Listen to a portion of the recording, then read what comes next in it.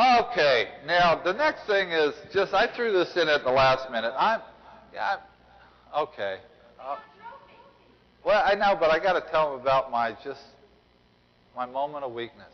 I'm watching TV the other night. I had to see if Sanjaya had a new hairdo. So I was watching American Idol, and I was channel surfing through a whole bunch of other things. And yeah, okay, it's my one little guilty sin. I can watch American Idol if I want to. But I'm channel surfing, and all of a sudden I saw part of a commercial. And it looked like it was something to do with a loyalty program. And I go, God damn, sorry I missed it. So I kept watching TV, and the next night actually saw the commercial. And I'm starting to think, did I just see what I saw on TV out there? And I guess I did, because I kept seeing the commercial over and over again. And at first, I didn't get it. I honestly got to say I didn't get it. I'm thinking, I think I know who that person is, but I'm just not getting it.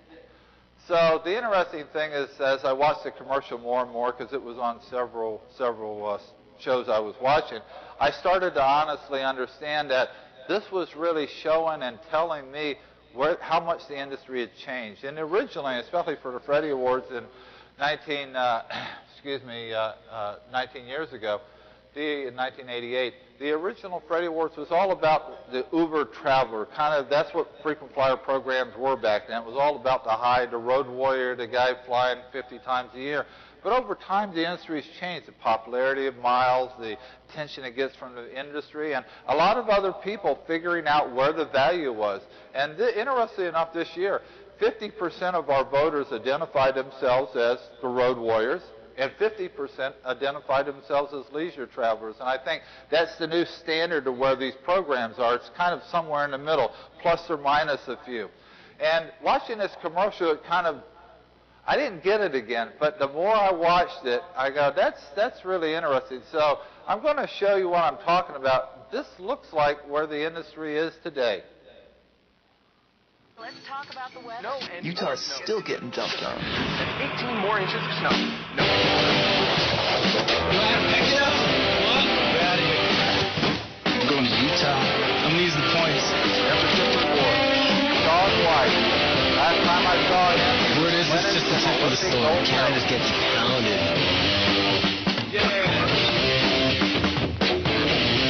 What are you doing here, eh? I heard there's a huge storm in Japan. Konnichiwa.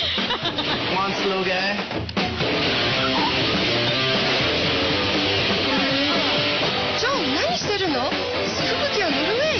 Norway. Yo, Adam, we're out of here. So, there's a storm in Italy. I need to be able to travel where I want, when I want. That's why my card is American Express.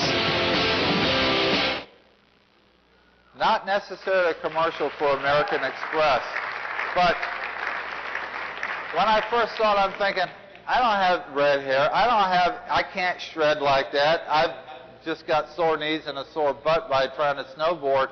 But yet, all of a sudden, I find myself, that's my buddy. That's Sean White. That's my buddy. That's where these programs are today. And the interesting thing, whether we know it or not, that's what this industry is trying to do, kind of that bridge, if you will. But a very interesting commercial, and I just, Sean White, that's not really my generation, but now I'm thinking, hey, this guy's cool. He's into the loyalty rewards program. He's a lot younger than I was when I started with the mileage junkie thing. But that's a great example of where this industry is today.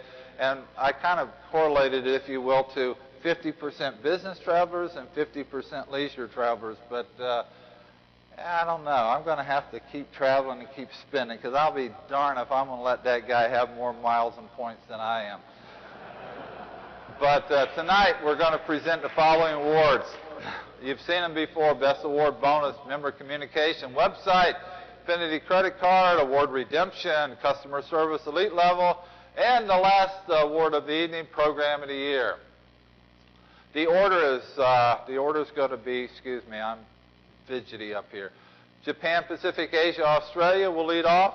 Hotel programs, airlines, EMEA, Europe, Middle East, Africa, and finally the Americas. The thing about the Freddie Awards is that they're not about popularity. They're really about delivering value to the members of the programs.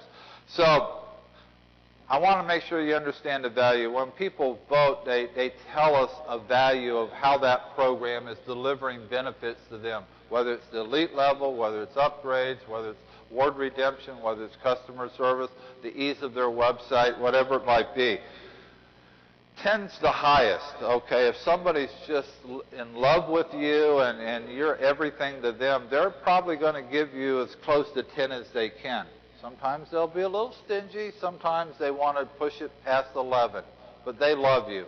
Now, if they're not so happy with your program, they'll dial it back a little bit. That's the purpose of value voting, to get a good read on how you're delivering value.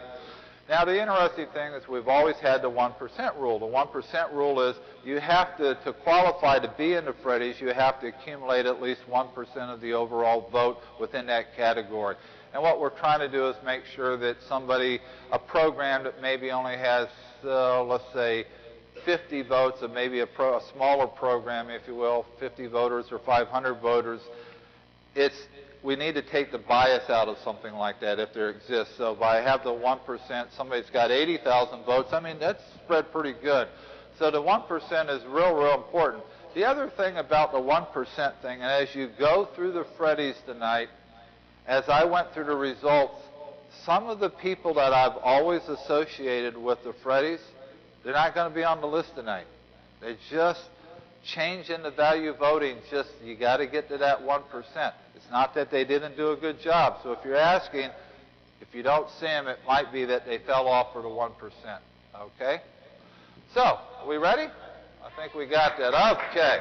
Now, you know, I was at an Oscar party, and you know these Oscar people love to keep track. And so we stole this idea from the Oscars. But on your chair, table there, you've got a lovely pin from Visa. I kind of like this. And you've got the first Freddie scorecard, because I've always watched you people. You know, I can't see you very well. I got these lights in my eyes. But over the years, I kind of watched some of you start to take notes and stuff. You can't wait to get inside flyer. You got to take your little notes and all that stuff. It's like you're betting Vegas. You're just seeing what the odds are on, I don't know, Southwest Airlines, or the odds on American Advantage, and the odds on the other one.